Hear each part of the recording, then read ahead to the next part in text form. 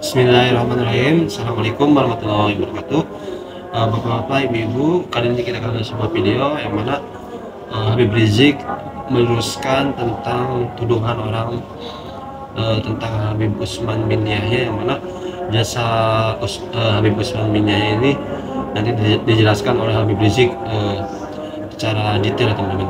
Mohon disimak sampai akhir, bapak-bapak, ibu-ibu, jangan sampai komen tapi nggak menyimak. Kita ke videonya ya. Ulama-ulama Betawi khususnya, kiai-kiai Betawi, habaib-habaib Betawi, saudara. Karena saat ini ada kelompok kurang ajar, imam dan gurunya masyarakat Betawi dihina-hina, saudara. Siapa gerangan yang saya maksudkan? Salah satunya adalah Mufti Betawi Habib Utsman bin Abdullah bin Aqil bin Yahya, saudara. Habib Utsman bin Abdullah bin Aqil bin Yahya adalah mufti Betawi di zamannya. Banyak muallim-muallim Betawi menjadi muridnya. Di antaranya Tuan Guru Abdul Majid dari Pekojan, Tuan Guru Marzuki dari Klender, saudara. Tuan Guru Mujtaba dari Jatinegara, Tuan Guru Mugni dari Kuningan. Siapa yang nggak tahu, saudara? Itu semua tuan-tuan guru besar di Jakarta, saudara. Semuanya murid Habib Utsman bin Yahya. Nggak sampai situ, Habib Ali bin Abdurrahman Al-Habsyi Kuitang juga murid Habib Utsman bin Yahya, saudara. Bahkan saudara Habib Ali yang bernama Habib Abdul Qadir Al-Habsyi menjadi menantu Habib Utsman bin Yahya. Tahu-tahu sekarang, saudara, ada sekelompok orang seenaknya menghina-hina daripada Habib Abdurrahman, Habib Utsman bin Yahya, saudara. Mereka bilang apa? Habib Utsman ini bukan Habib. Habib Utsman ini antek Belanda, antek penjajah. Habib Utsman ini pengkhianat negara. Kurang ajar. Ini orang-orang dari luar Jakarta yang nggak tahu siapa Habib Utsman seenaknya menghina. Makanya saya minta habaib dan ulama-ulama Betawi jangan diam kalau guru besar kita dihina. Takbir, saudara. Pondok-pondok pesantren di Jakarta dan sekitarnya, di Depok, di Bekasi, di Tangerang, di mana-mana sekitar Jakarta, hampir semua, saudara, mengajarkan kitab sifat 20, saudara. Kitab Manhajul Istiqamah, saudara. Kitab Adabul Islam, saudara. Aneka ragam kitab, 100 kitab lebih dikarang oleh Habib Utsman bin Yahya dan dipakai di pesantren-pesantren kita. Tahu-tahu ada kunyuk. Lo tahu kunyuk gak? Bahasa mana tuh kunyuk? Ada kunyuk pakai ngomong Habib Utsman bin Yahya antek Belanda. Iye, pala lu bomenyan. Oh, mereka punya dalil. Katanya apa? Kami punya bukti. Karena Habib Utsman bin Yahya diangkat sebagai mufti, disetujui, direstui oleh pemerintah Hindia Belanda. Itu bukti, berarti Habib Utsman antek Belanda. Jawab jangan. Yang kompak, jawab jangan. Jawab jangan. Kapan? Tahun depan deh, biar gue diundang lagi. Ya bukan, jangan diborong sekarang. Diborong sekarang urusannya besok gue nggak diundang lagi. Lanjut jangan deh. Jawab jangan. Betul, saudara. Banyak jenderal TNI dulu di zaman Belanda, mereka ikut menjadi pasukan Kenil, saudara. Kenil itu tentara buatan Belanda. Mereka masuk jadi Kenil. Setelah mereka masuk jadi Kenil, mereka diajarkan bagaimana cara megang senjata, bagaimana cara perang, bagaimana cara lempar granat, saudara. Semua diajarin. Jadi mereka bisa tempur. Di antara yang jadi Kenil siapa? Pak Harto jadi Kenil, saudara. Banyak. Abdul Haris Nasution jadi Kenil, saudara. Pak Yani jadi kenil saudara, salah satu pahlawan revolusi, semua ikut jadi kenil. Apa kita mau sebut mereka pengkhianat? Apa mereka harus kita sebut antek Belanda? Enggak, itu strategi. Mereka masuk, mereka belajar ilmu perang, mereka belajar gunakan senjata. Begitu saatnya tiba, mereka lawan Belanda, saudara. Takbir. Bagus tidak? Saudara, Bung Karno itu dulu jadi mandor Romusa di zaman Jepang, saudara. Bahkan banyak jenderal-jenderal TNI dulu mereka kerja sebagai peta, pasukan pembela tanah air. Peta itu dibentuk oleh Belanda, saudara. Dibentuk oleh Belanda. Bung Karno dibentuk peta, dibentuk oleh Jepang. Maaf, saudara. Kenil dibentuk oleh Belanda. Peta dibentuk oleh Jepang. Banyak orang kita ikut peta, saudara. Diajarkan oleh Jepang bagaimana cara lawan Belanda, bagaimana cara lawan Inggris yang mau kembali lagi ke Indonesia. Dikasih senjata sama Jepang, ini senjatanya, lawan mereka, saudara. Bung Karno ikut, jenderal-jenderal ikut, saudara. Terus apa kita mau sebut Bung Karno antek Belanda? Apa kita mau sebut Bung Karno antek Jepang?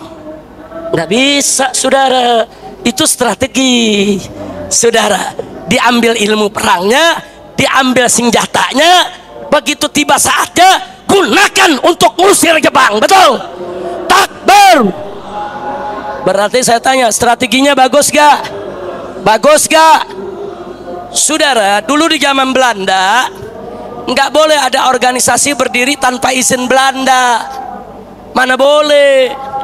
Jamiat Khair, organisasi Islam pertama yang muncul di Indonesia, saudara, diizinkan Belanda. Muhammadiyah lahir di Yogyakarta, saudara, sebagai organisasi Islam. Izinnya dari siapa? Belanda. Nahdlatul Ulama, saudara, muncul dipimpin oleh almarhum Hadratus Syekh Kiai Haji Hasyim Asy'ari radhiyallahu anhu. Izinnya dari siapa? Belanda. Enggak diizinkan, bubar, saudara. Nah, apa berarti Kiai Hasyim Asy'ari antek Belanda? Ayo saya tanya, antek bukan? Antek bukan? Apa berarti Kiai Haji Ahmad Dahlan antek Belanda? Antek bukan? Antek bukan? Jangan sembarangan nuduh antek, saudara. Itu strategi, saudara. Para habaib ngelihat, wah ini bahaya ini. Belanda ngadu domba umat, Belanda mecah belah umat, politiknya divide et impera, saudara. Bagaimana jaga umat? Oh, mesti punya organisasi. Oh, mesti punya madrasah yang resmi. Oh, itu harus izin Belanda. Minta izin sama Belanda. Tapi gunakan madrasah tersebut sebagai pusat perjuangan Islam. Bagus tidak? Bagus tidak? Apa habaib di Jamiat Khair antek Belanda? Enggak begitu, saudara. Enggak sampai di situ, saudara. Dulu orang di Indonesia kalau beli tanah, saudara, harus ada verponding sama agendomnya. Betul? Betul? Nah, saya mau tanya, verponding itu surat tanah dari siapa? Belanda. Agendom surat tanah dari siapa? Belanda, saudara. Lalu apa rakyat Indonesia yang ngurus itu surat buat menyelamatkan tanahnya mau disebut antek Belanda? Nggak bisa. Sebab kalau dia nggak urus, tanahnya disita, tanahnya diambil. Itu namanya strategi. Jangan sampai tanahnya diambil Belanda. Betul? Kalau begitu kakek moyang kita nih semua yang dulu ngurus perponding, agendom, surat tanah dari Belanda, antek bukan? Antek bukan? Berpikir yang cerdas. Emang kunyuk kan nggak punya otak. Susah kalau ngomong kunyuk, saudara. Karena Kojo Habib Utsman antek Belanda, saudara. Ketika itu Belanda mengobok-ngobok umat Islam. Haji mau dilarang karena saran dari Profesor Senok Hugroin, saudara. Haji mau dilarang, saudara. Habib Utsman masuk didaulat oleh kiai-kiai Betawi. Bukan Belanda yang angkat beliau sebagai mufti, saudara. Beliau diminta oleh tuan-tuan guru di Jakarta, Habib, segera pegang ini jabatan mufti. Kalau enggak nanti kita diacak-acak sama Belanda. Nanti Belanda yang memutuskan kapan puasa, kapan lebaran, kemana bayar zakat, siapa yang boleh haji. Kalau diatur Belanda, rusak kita semua. Bahaya tidak? Bahaya tidak? Habib Utsman maju sebagai mufti, saudara, selama 20 tahun tanpa digaji. Untuk apa? Untuk menahan, saudara, otoritariannya Belanda. Jadi kemudian Habib Utsman begitu diminta fatwanya oleh Belanda, bagaimana soal haji? Teruskan, nggak boleh haji dilarang. Sampai akhirnya penentuan awal Ramadan, penentuan Idul Fitri, penentuan Idul Adha, Belanda sepenuhnya menyerahkan kepada Habib Utsman. Bagus tidak? Bagus tidak? Nah, kalau Idul Fitri diatur Belanda, kacau gak? Lebaran sekarang bisa dibilang rusak sama dia. Tidak? Berjasa tidak? Enggak. Supaya umat Belanda. Akhirnya permohonan ini diterima, tapi setengahnya, saudara. Maksudnya apa? Dalam perdata diizinkan oleh warisan, semua diizinkan Belanda pakai hukum Islam. Makanya Belanda membuka pengadilan syariat, saudara. Di zaman Belanda ada pengadilan syariat, saudara. Masya Allah. Dan sampai hari ini, saudara, semua masukan hukum di pengadilan syariat di zaman Belanda yang merupakan ide dan saran dari Habib Utsman, hari ini masuk ke dalam KHI, kompilasi hukum Islam yang digunakan oleh pengadilan agama. Takbir. Cuma Belanda nggak setuju kalau hukum pidananya mencuri potong tangan, saudara, berjudi atau mabok-mabokan dicambuk, Belanda nggak setuju. Urusan rumah tangga, urusan keluarga diizinkan oleh Belanda. Bayangkan kalau saat itu kita nggak punya mufti, Belanda seenak-enaknya bikin aturan rumah tangga. Kacau tidak? Kacau tidak? Nah, ini namanya bagi-bagi tugas. Habib Utsman mengamankan itu, yang lain mengamankan yang lain. Jadi saya tanya, kalau gitu Habib Utsman antek Belanda bukan? Antek Belanda bukan? Takbir. Ini yang nuduh Habib Utsman antek nih, kunyuk tuh, kunyuk gak?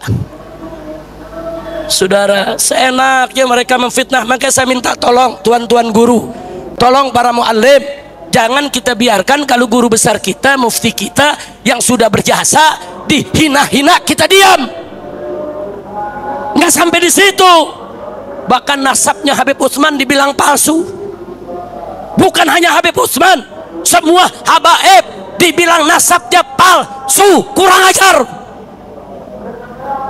Lucunya, habis dibilang semua habaib nasabnya palsu, si kunyuk ngaku sebagai turunan Nabi. Ya, unyel. Ya, berbuat jahat, jaminan surga nggak ada jaminan dengan keturunan itu.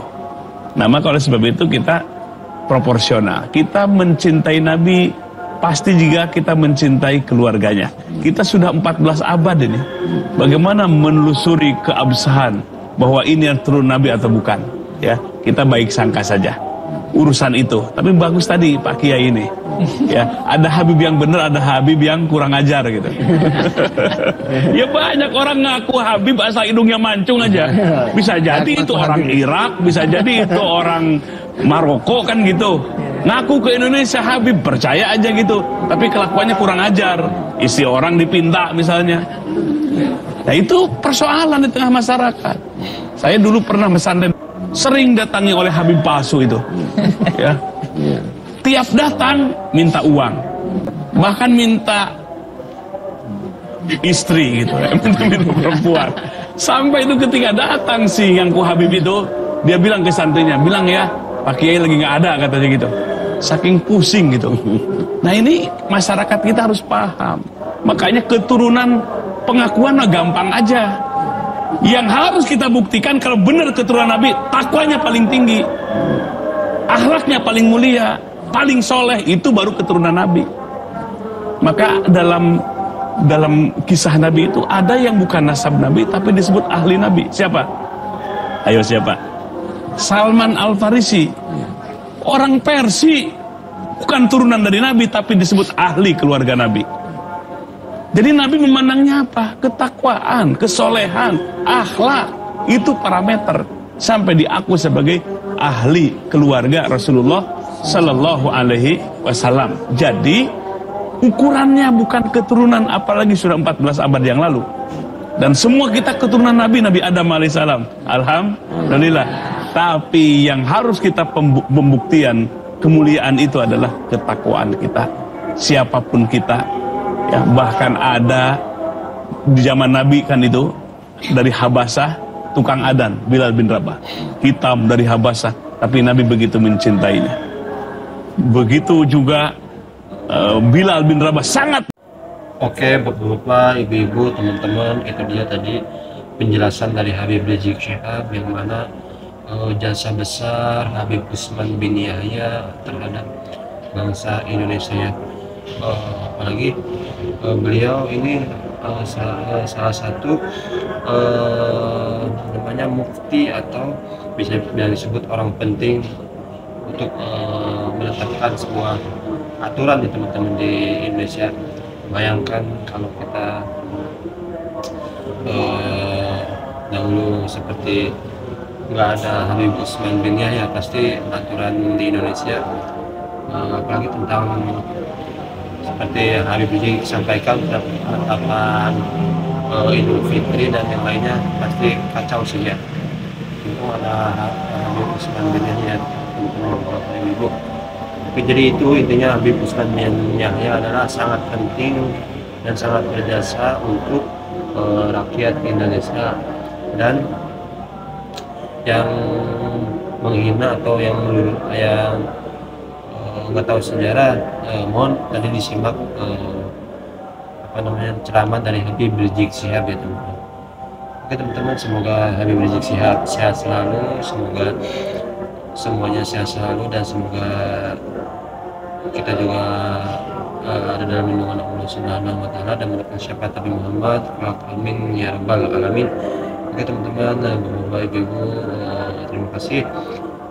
Sampai berjumpa di next video ya teman-teman. Jangan lupa kalau komen tolong simak dulu video sampai akhir biar nggak paham. Oke, terima kasih. Assalamualaikum warahmatullahi wabarakatuh.